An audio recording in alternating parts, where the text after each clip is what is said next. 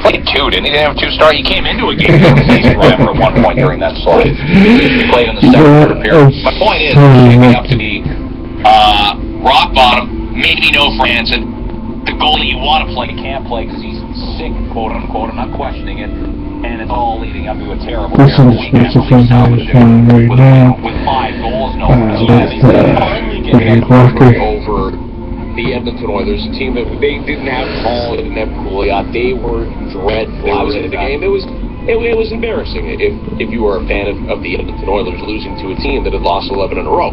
But here's the question, because I get it, and we've discussed this for a couple of weeks. There's a lot of Leaf fans out there that want to watch their team slide all the way down and have a better percentage chance of calling it. We all know. I mean, James, remember? Hey, this is the very first time I first heard listen to Rework. I used to be I really listened to Brady Walk for the Sunday and now listen to online. It's like, yeah, I'm like right there.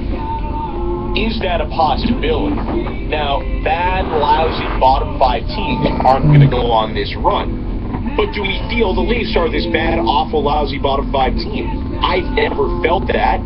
I feel this slide is embarrassing because they do have more talent than losing 11 in a row. They should be a better team than that. No one in the league, maybe barring outside. Buffalo has made it so, and they still have assets they can peel away from Ted Nolan. Yeah, you're not catching Buffalo. No, they're the worst. And now it's pretty obvious you're not catching Edmonton. True. Yeah, I mean, you could have swung it to 9 points, and now it's 13 points. And remember, catching we're using as almost a double negative, right? Because you got to slide down the standings. They leaped over Columbus and Ottawa. Those Jackets and Sens have tons of games in hand on the Leafs.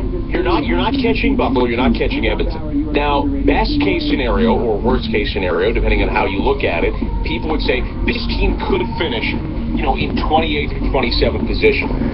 To me, that's ridiculous. That this collection of players, who I still feel does have quite a bit of talent, for them to be 27th or 28th is embarrassing. Embarrasses every fan and every person that covers teams that are down there. Outside of the ones you mentioned, though, feel that way. Wouldn't you say about the Columbus Blues? How on earth are you guys going toe-to-toe with Pittsburgh Penguins in a playoff series last year?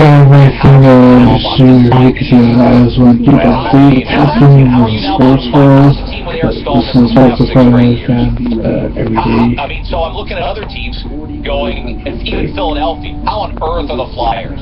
Yes, that's a good example. The Flyers thing is a great example. With a bad defense, but with the forwards they have, how on earth are you 25th or 26th in the NHL? Right? That's the way I feel. I feel that way about Philly sometimes. I don't feel that way about Columbus because they lost like their first 20 games of the year because of their injuries, and you're just not going to get out of that hole, and they haven't. I feel that way about the Flyers sometimes, and I feel that way about the Toronto Maple Leafs. Pound for pound, and hey, Randy Carlyle obviously wasn't the best fit, so in comes Peter Horacek, and they just had no semblance of any type of confidence, and it's been embarrassing to watch. But I do feel, and people don't want to hear this, people that want Connor McDavid don't want to hear this. They have enough talent on their team that they're more than capable, especially when Dion Phaneuf comes back, of going on a decent run and winning 5 or 6 in a row. They are capable. I don't see that. I don't see that, and it's not just the physical talent now at this point. I'm not saying they're an unmotivated team, but winning 5 or 6 in a row isn't winning 3 in a row. It takes a lot of rolls of the dice to find a way to pull together that kind of winning streak. And if they won the next 4 games, literally we are talking about a team that's back in the playoff race. But we'd be having a team here that I don't know about that. They'd be 5 or 6 points behind the Bruins.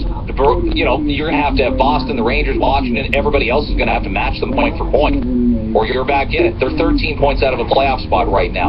Do I think that at any point in time they'll be 6 points out? No. I'm not saying I want it to happen. I'm not saying you are either. I'm saying it wouldn't surprise me. It wouldn't surprise me one bit. And that's why, even a couple of weeks ago, when we said, okay, we know they're done. We know they are. So Cody Franson, Mike Santorelli, Daniel Winnick, get these guys out as quick as you can. Because you're never going to tank. You're never going to lose on purpose. All you can do as an organization is if you get your assets out and get value while you can, you put your team in a position to lose. But you're making my point because they got about 9 games left until the trade deadline, until we're all expecting Franzens and Winnicks and Santorellis not to be here. Maybe even more guys. Maybe there is a guy with term on his contract that the Leafs say, you want him? He's all yours. Maybe there is a taker for a loophole, a Bozak. It depends how much you want to TNT this thing before the end of the season. Okay, I think this is where we disagree here. This is Great Barrier Lockers point. Yeah, I know they won, so I definitely think if they get rid of some of these guys like Winnicks, like players who are more physical, and has not been confident, and that's embarrassing. And maybe if you want to do this mini rebuild and get more relevant quicker, maybe some of it is that the cliches of how motivated will they be yeah, they're great players, but really be hitting the ice at the same time you're playing teams like the Islanders.